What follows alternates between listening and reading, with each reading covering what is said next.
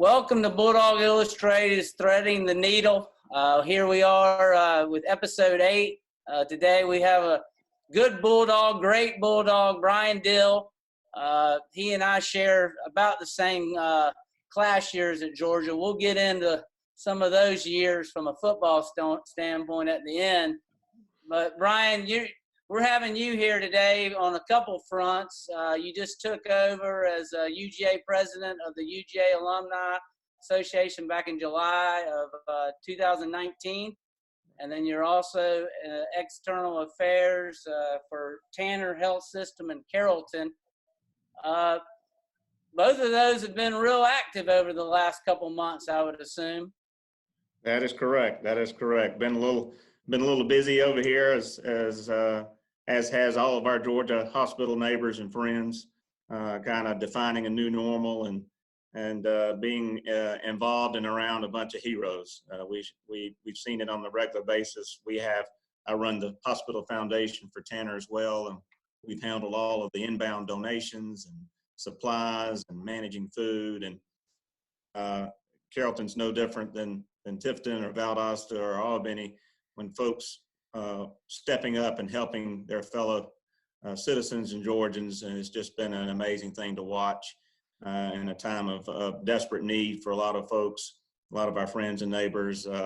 It's good to be a part of that process. So, and I know you don't want to probably go into it too much but talk a little bit about what we just talked about the importance now that some hospitals are back to being elective, give elective procedures and you're in the business of PR, and what's your message for folks that have stuff that needs to be done? Sure. We turned off elective procedures, probably one of the first group hospitals to do it, us and the major metro hospitals, and around that March 18th timeframe. And did that by design. It's the right thing to do. But when you do that, you're turning off a little over 50% of your commercial business as a hospital entity, and that's been tough. We cleared the way for the COVID patients. We maneuvered all the well patients to certain locations and maneuvered our physician groups accordingly. We did that, as did all the other major hospitals in Georgia. But now it's time to kind of get back to the business of providing well checks and well health care for those folks that are in that emergent elective procedure standpoint. And we are probably the cleanest place in town. And so it's one of those, creating that comfort level of getting those patients back, doing it in an order that they feel comfortable, but also the health and safety of them as a patient. They need that care just like the viral patients did. And we're back in that business of doing that. And we want everybody to know that we're open for business, and it's a clean and safe place to go. Well, I know everyone appreciates that, especially the people who need stuff done, because it's waiting on something you need is hard. Brian, we know you've been home while doing your job with the health system and also fulfilling your role as president. We know you also have a senior in high school, right? That's correct. How has that been, having him home during his senior year? And what would you say your message is to seniors, both high school ones and all of our UGA seniors and seniors across the country? Well, from my son's perspective, he was born, he was a 9/11 baby. And so their high school and school career in general has been defined by some major events in their life. And for a college senior group, I would say the same thing that we told him is, do not let the events and the pandemic define your ability to do great things going forward, and don't let it define how you wrapped up your career, be it in high school or in college. Those things, I think, are a part of who you are. I think it's a part of what's going to make you a better person. I tend to think that it's going to give them the ability to handle crisis far better than many of their counterparts going before or coming after them. They went through a process where they've had to reset their goals and objectives and put a few things in perspective. And I think that's not necessarily a bad thing to do. So he is a kicker. He was a high school kicker here at Carrollton. He was a two-sport athlete in lacrosse and football, and is going to go to Dean College in Franklin, Massachusetts, to play football and lacrosse for the Dean Bulldogs. They are a maroon cousin. No red and black in the portfolio, but we're super proud of where he's headed for that. Talk a little bit about what it's like being a parent of a kicker and a kicker. You know, as I put it, you know, in our outline, you know, it's feast or famine world for kickers. You're the hero or the goat. And what's it like as the parents? he admits to being the classic kicker head case, you know, and he started out in lacrosse. He was the goalie. So I told him he was glutton for punishment. The two positions where you mess up, it's on you. There's not a lot of folks around you that you can point the finger at when you get into the slump. And so he's had a wonderful time watching Rodrigo and those guys kind of walk through that process. But it's a special breed. It takes a little bit different personality, but it also takes a lot of discipline. They are a creature of habit when it comes to their position and skill. And to Vance's point, the feast and famine, it's great, but when you mess up and the spotlight's on you, you got to be ready to take that as it comes. So exciting. We're thrilled for him, but he knows kind of how the game's played, and as he walks through the process, he's excited about that. And y'all got to be. I went and checked out where Dean College is. It's positioned just awesome between Boston and Providence. I'm sure y'all are excited to. You probably already kind of caught some of those plays. I've never been to Providence, but it looks uber cool. There are 2 exits from Foxborough, Massachusetts. So if he stays with orthopedic sports medicine track, he would intern with the Patriots. I guess that's not necessarily a bad thing. Cool. You know, if you can look past the team, but they close proximity to everything. It's almost the same distance from Franklin to Boston as it is from Carrollton to Atlanta. So kind of that look and feel. Had a lot of comfort in that, knowing that he's going to be that far away, but a 2-hour and 20-minute plane ride.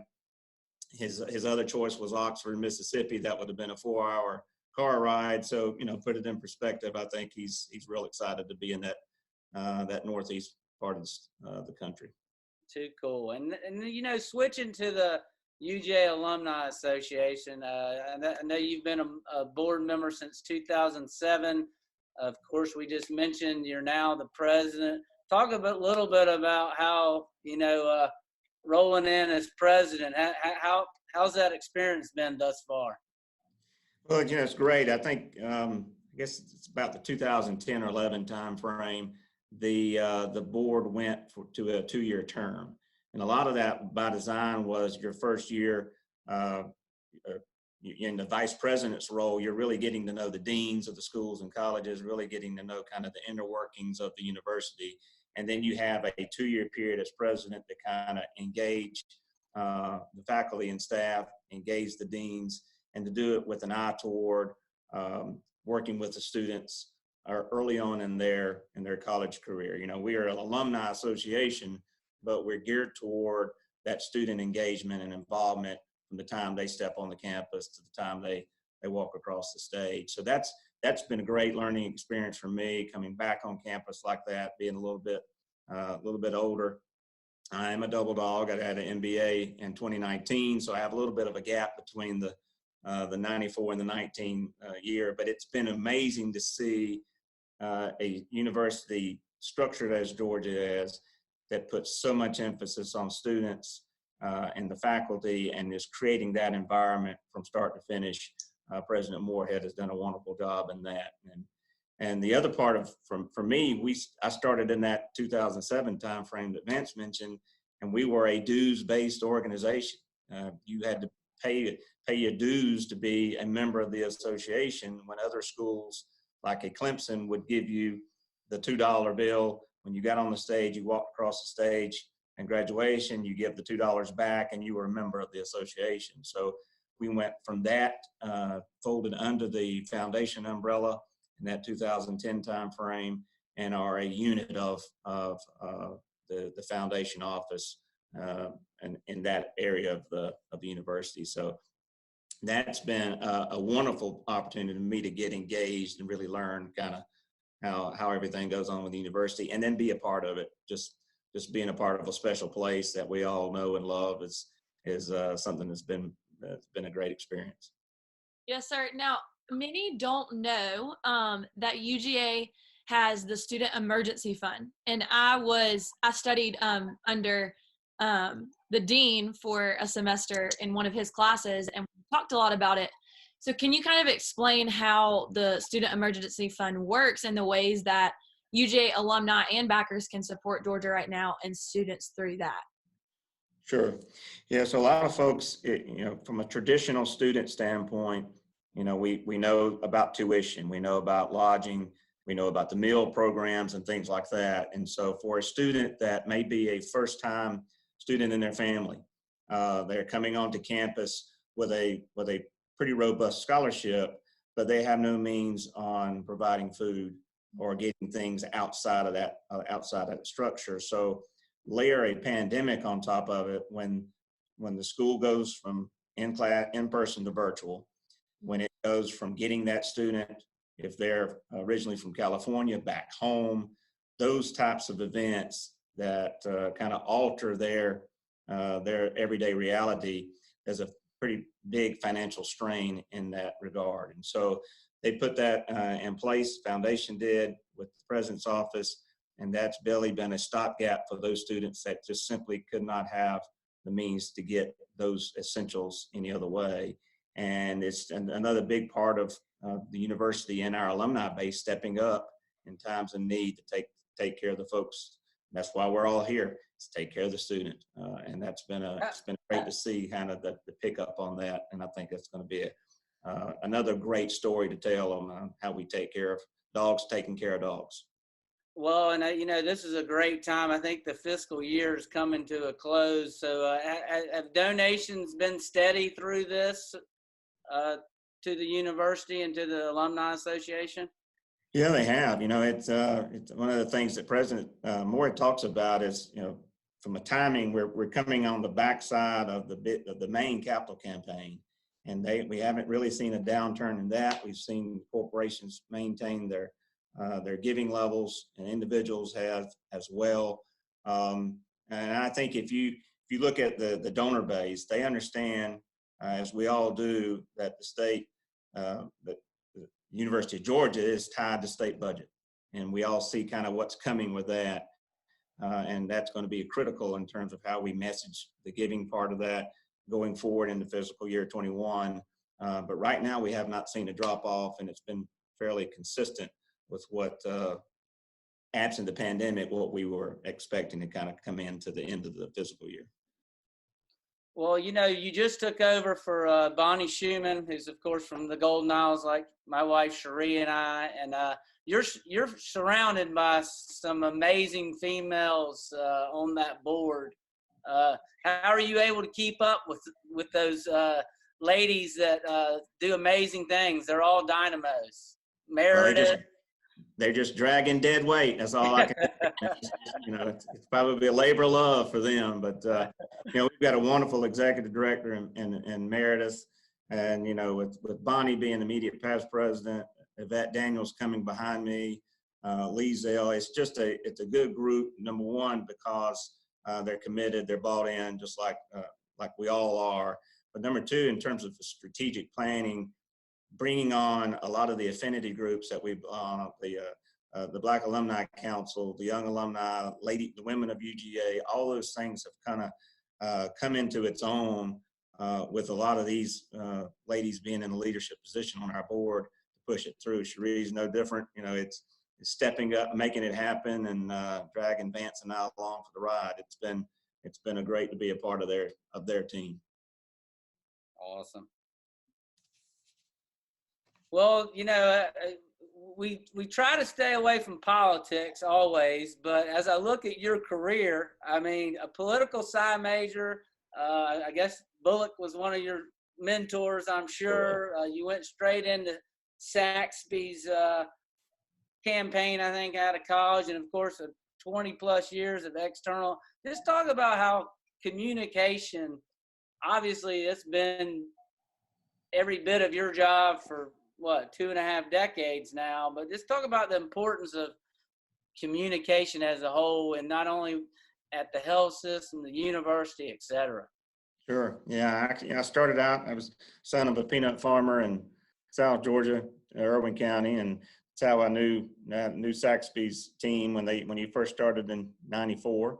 But started doing ag lobbying with Farm Bureau Federation at the time in Macon, and just kind of walked through that process. But to your point on communication, I think the big thing has just been, it's been those networks, and it's been the networks throughout Georgia, and be it with the Georgia Chamber or Leadership Georgia or these local affiliations that back when you had the beeper and the landline, and that was it. You got those are foreign to Becca. you got out and went and talked to somebody. You couldn't send them an email, so you had to make the trip to Irwin County or Valdosta and sit down and literally look somebody in the face and say, we want to do business. We want it to be for the benefit of all Georgia. How can we go get that done? And so that experience, kind of walking through that process early on with both state and federal politics, kind of helped me from a communication standpoint, because it really guided how I did business, who I did it with, and taught me the importance of face-to-face negotiations, and kind of like our parents did. You shook somebody's hand and you made the deal, and you made business go. So it's been interesting to see that part evolve, particularly on the state politics side, state budget, those types of dynamics as it pertains to Georgia growing. Just going from, at the time that Saxby came into Congress in '94, less than 8, I think, statewide congressmen. Now we're up to 14. Just the dynamics and the size and the growth process for Georgia has changed over the years. It's been fun to be a part of that process and really watch it grow. And then morphing that into the healthcare sector, when you have state and local and federal folks really have a hard time agreeing on what healthcare policy should look like. So that's been an eye-opener and a learning experience as well. So every step of the way, I've been blessed to be a part of some good teams. Well, Brian, I personally have heard a lot of people speak highly of you. I interned for Meredith Johnson for a year, and so I heard your name a lot there, and it came across my desk a few times, and we'd love to talk to you for a while. But wrapping up, since we're Bulldog Illustrated, how would you put to words a way to describe the Bulldog Nation? Gosh, the new Never Bark Alone program that we started, that hit stride back last fall when we first tested it, made a lot of waves with me because of really what it says. We all go through the airport, Vance talking, but you go to New York, you probably had somebody in LaGuardia say "Go Dogs" to you. What does that mean? And see somebody around the world that recognizes the R, that recognizes the G, and the value of those things and what it means to not only the students but the people that are impacted by the university, be it faculty, staff, whatnot. I think the strength is in the meaning and the value of who we are as University of Georgia alumni, and I think that speaks volumes. You can go anywhere in the world, and I have, with that degree that's behind me, and do anything possible through that affiliation, and that's been a blessing. Awesome. Now, okay, 2 quick final funny things. First of all, and I think you and I may have talked about this, a roommate of mine in college dated Miss Sweet Potato Rayanne Clayton. So my question is there a king Mr. Sweet Potato in Osceola in Irwin County? Yeah, now there is a Mr. and Mrs. I don't ever recall. There is. Short list. But there is. The sad part about the Sweet Potato Festival is always, or it used to always be, Georgia Florida weekend. So you couldn't do both. You either went to the parade or you were in Jacksonville, and you couldn't have it both ways. But Yeah, that's the Irwin County claim to fame is the Sweet Potato Festival.